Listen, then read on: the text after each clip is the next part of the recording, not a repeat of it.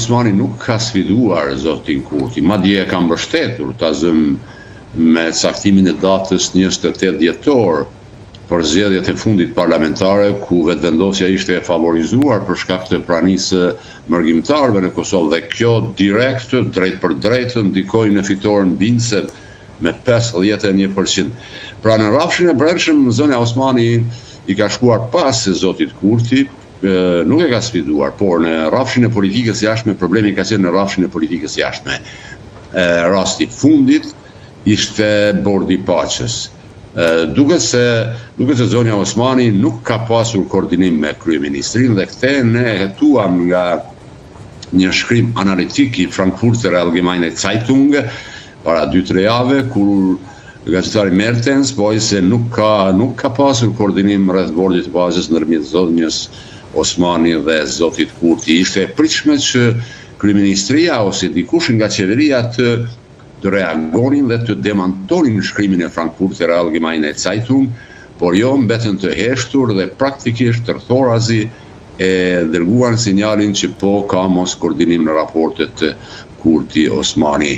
Ato kanë filluar më herët, mos pajtimet e tyre në rrafshin e politikës jashtme kanë filluar shumë më herët, para 2-3 vitesh, kur zonja Osmani kishte propozuar hartimin e një drafti të asociacionit bashkë me zyrën ligjore të sekretarit shtetëror amerikan Antony Blinken, gjë të cilën zoti Kurti e kishte refuzuar. Dhe mendoj se aty ka filluar plasëritja ndërmjet të zonjës Osmani dhe zotit Kurti, dhe në rrafshin e politikës jashtme ka vazhduar deri te bordi i paqes, do të thotë përfshirë edhe atë që ndodhin e bordin.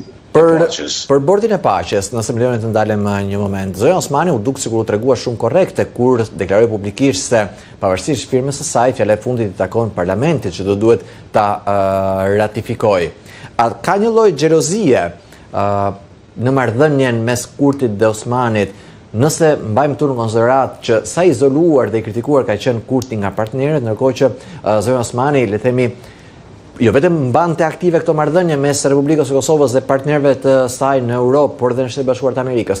Por le të themi pritej me një lloj dashamirësie shumë të madhe. Në këtë sens, a ka një lloj xhelozie në këndvështrimin tuaj brenda për brenda në raportin mes Kurtit dhe Osmanit? Absolutisht. Ky është problemi kryesor. Do thotë duket se zoti Kurti nuk ka arrit të përballoj faktin që zonja Osmani ishte mirëpritur në qendrat botërore, ishte ftuar në shumë takime në Shtetet e Bashkuara, në qendrat evropiane, dhe praktikisht kishte marrë kontrollin mbi politikën e jashtme, jo se donte, por se për faktin sepse ishte e pranueshme për faktorët ndërkombëtar pas konfrontimeve të zotit Kurti me ta rreth çështjeve të veriut. Dhe unë mendoj se kjo ka qenë, do thotë, kjo është esenca e problemit. Zoti Kurti është evidente nuk ka arritur ta përballojë pikërisht atë që ju thoni, xhelozin, do thotë, ndaj zonjës Osmani për shkak të raporteve të ngushta të saj me, sidomos me palën amerikane.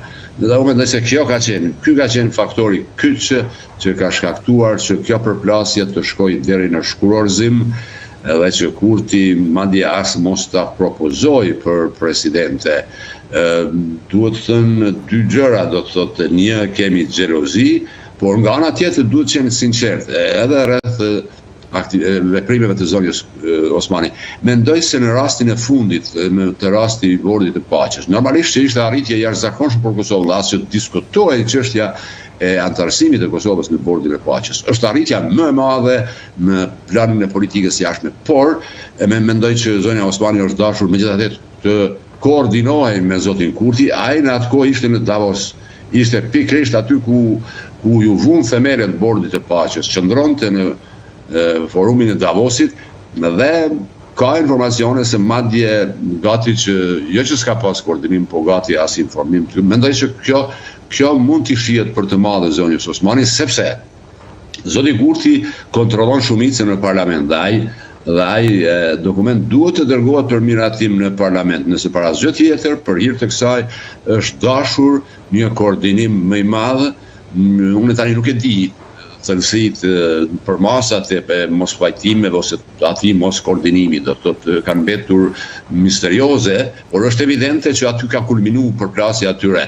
Mendoj që kjo nuk i bën mirë Kosovës, sepse megjithatë zonja Osmani ka mbajtur një kanal të komunikimit të domosdoshëm ndërkombëtar dhe ka evitu izolimin total të Kosovës.